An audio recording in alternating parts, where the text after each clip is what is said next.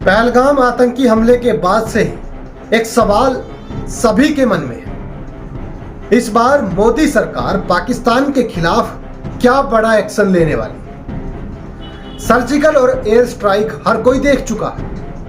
इस बार कुछ और बड़ा करने की तैयारी।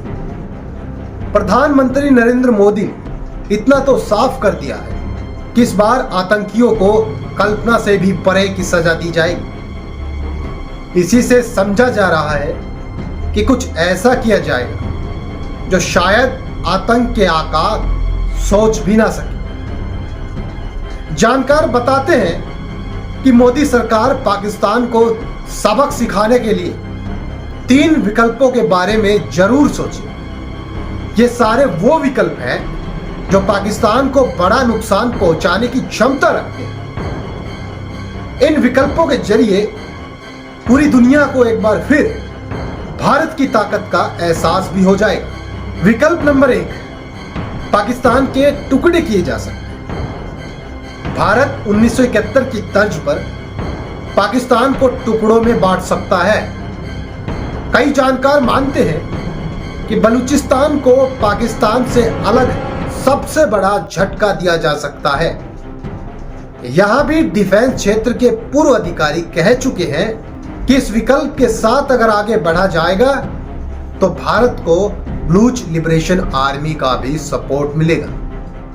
बांग्लादेश बनने के बाद पाकिस्तान को यह दूसरा सबसे बड़ा झटका दिया जा सकता है। विकल्प नंबर 2, हाफिज सईद के ठिकानों पर हमला। भारत को कई सालों से हाफिज सईद की तलाश है।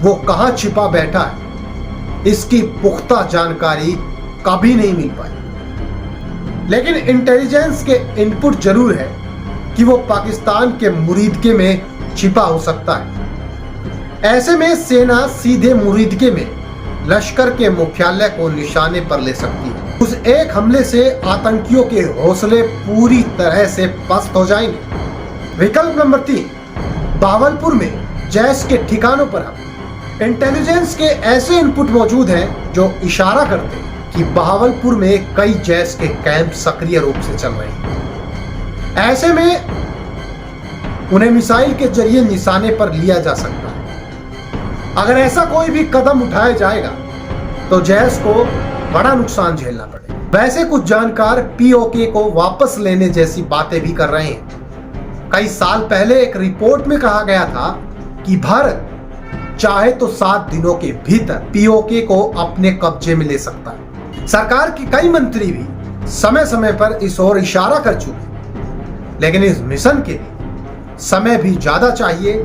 संसाधन भी ज्यादा लगे। अब ऐसा नहीं है कि सिर्फ आर्मी या फिर एयरफोर्स ही कार्रवाई करे। इंडियन नेवी भी एक बड़ी भूमिका अदा कर सकती है। इस बारे में कई जानकार बता रहे हैं कि अगर अरब सागर में भारत अपनी शिपों को तैनात कर दे तो उस स्थिति में पाकिस्तान को बड़ा झटका दिया जा सकता है।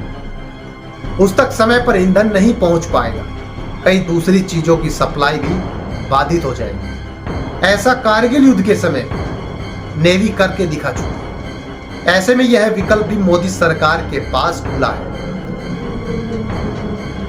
बहरहाल इस खबर में इतना ही। ऐसी ही और जानकारी के साथ कल फिर हाजिर होंगे। नमस्कार।